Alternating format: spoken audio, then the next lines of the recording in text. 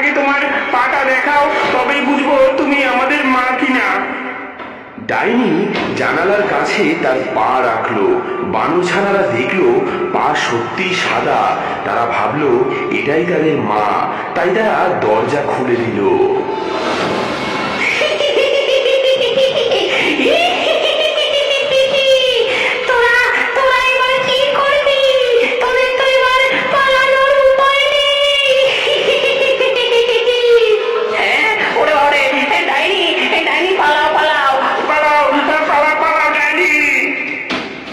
ডাইনি ঢুকতেই বাঁদর ছানারা সবাই লুকোনোর জন্য দৌড়ালো।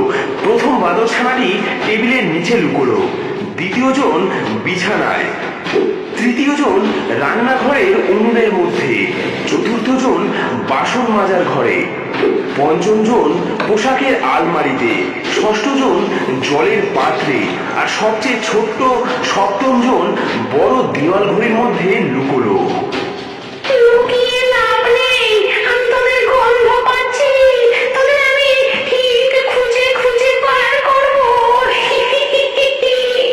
ডাইনি প্রথমে টেবিলের নিচে হাত ঢুকিয়ে প্রথম বাদর ছানাকে ধরে ফেললো, তারপর একটি বড় হা করে তাকে গিলে ফেললো।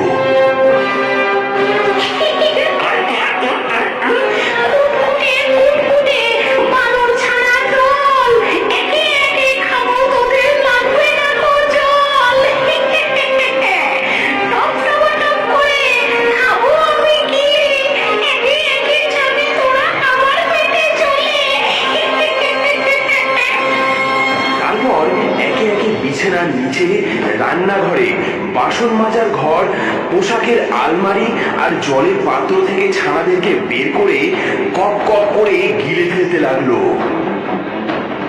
ছানারা মায়ের নাম ধরে কাঁদতে কাঁদতে চলে যাচ্ছিল ডাইনির পেটে। মা